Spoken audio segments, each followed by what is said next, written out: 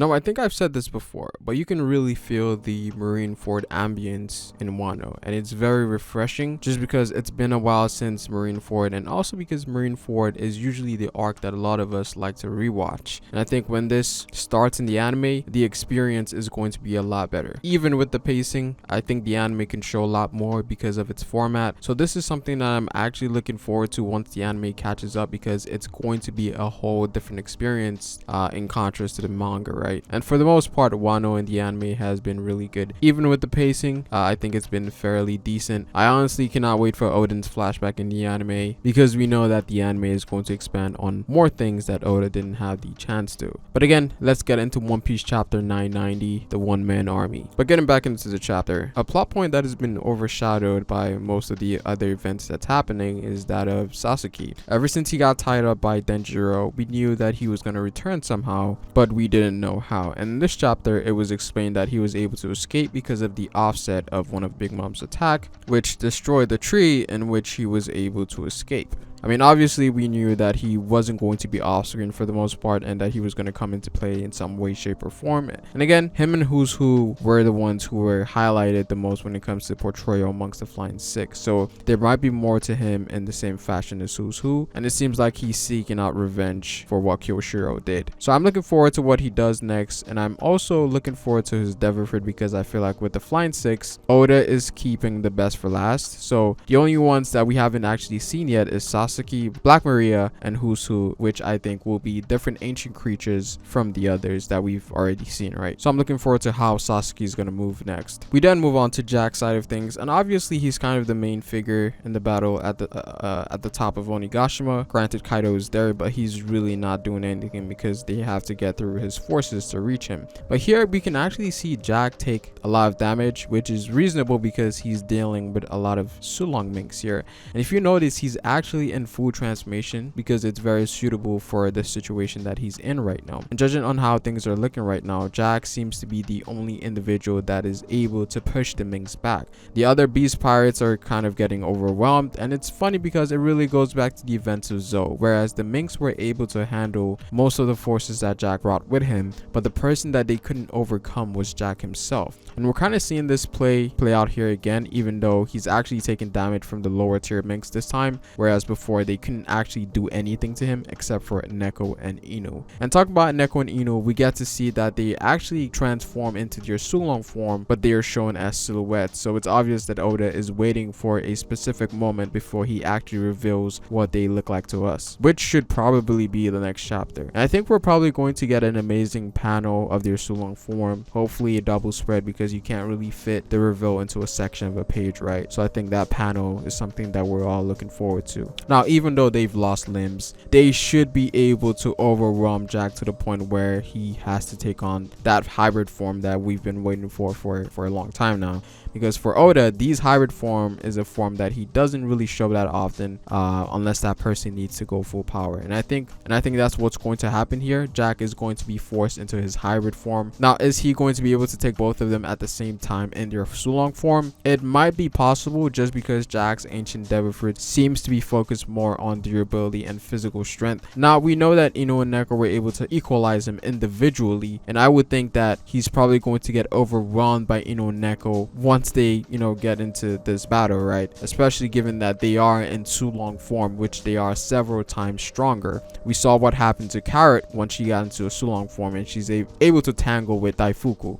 But again, it really goes back to the main aspect of Zoans, which is their ability to recover very quickly. We saw that time and time again with the jail beast guards of Impel Down. So his recovery time might be a few minutes or even seconds once he does get knocked out. So with Jack versus Eno and Neko, this might honestly be a battle of attrition, whereas they're able to hurt Jack and overpower Jack to a certain extent, but they also have a timer on that Sulong form and a timer that could possibly kill them. And this is something that Jack himself himself is very aware of, so he's gonna use that to his advantage. So it really comes down to if Jack is able to defend himself for that long, or will the Sulong form dissipate before they can defeat him. So this is a matchup that I'm actually looking forward to, because this actually means a lot to Eno and Neko, just because of the events that transpired in Zou. There was build up to this battle, right? There's a whole backstory to it, and something in me makes me believe that Jack is going to hold his own, just because Luffy said he was going to be the one to defeat Jack. So we'll see how that plays out. Now we move on to the more interesting part of the chapter, which involves the Calamities, the Flying Six, and Hawkins. And here we have King call in the Flying Six to report to them that capturing Yamato is no longer the mission, and that is on hold for now, which is, which was interesting, because we know that Who's Who was really invested into that whole plot line with overthrowing the commander, the Calamity positions, and taking one position for himself. And we also get a very interesting comment from Hawkins here, and he mentions that a certain individual has a 1% chance of surviving, and I think we all know who this individual is, and it's very likely to be Luffy.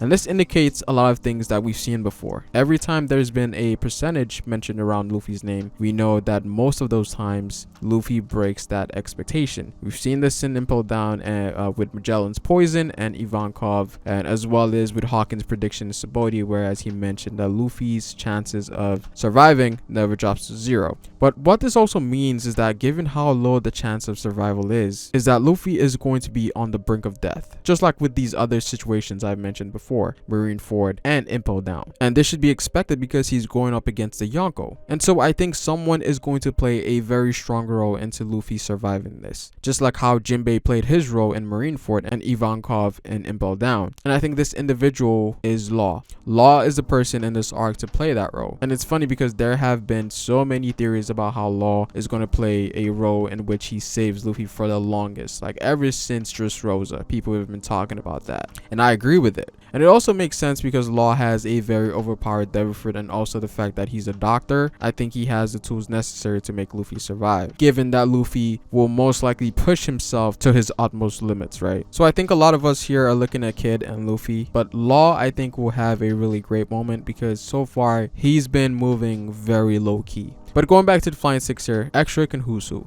We come to find out that Who's Who set up X-Drake based on the information that they got from Hawkins. So they knew about this for a long time because Hawkins snitched on X-Drake. Now my thing is, why is Hawkins so loyal to the Beast Pirates? I find that to be kind of weird. And secondly, I had a very huge suspicion that Queen had his eyes on X-Drake, because I felt like that was like a diversion that Oda put in there. And it was revealed here that the person that Queen wanted to kill was indeed X-Drake, even though Oda made it seem like Who's Who and Queen wanted to kill each other. So this was definitely a shocking reveal. I'm still not sure about Who's Who's motives yet, because he was the one looking forward to the All-Star position the most. So I don't think everything we've seen so far with him is set in stone yet. There might be more there, so it is very interesting. But I think this was a very great execution on Oda's part into making X-Drake a part of the Alliance, because we've always figured out that X-Drake was more than likely going to join the Alliance in some way, shape, or form.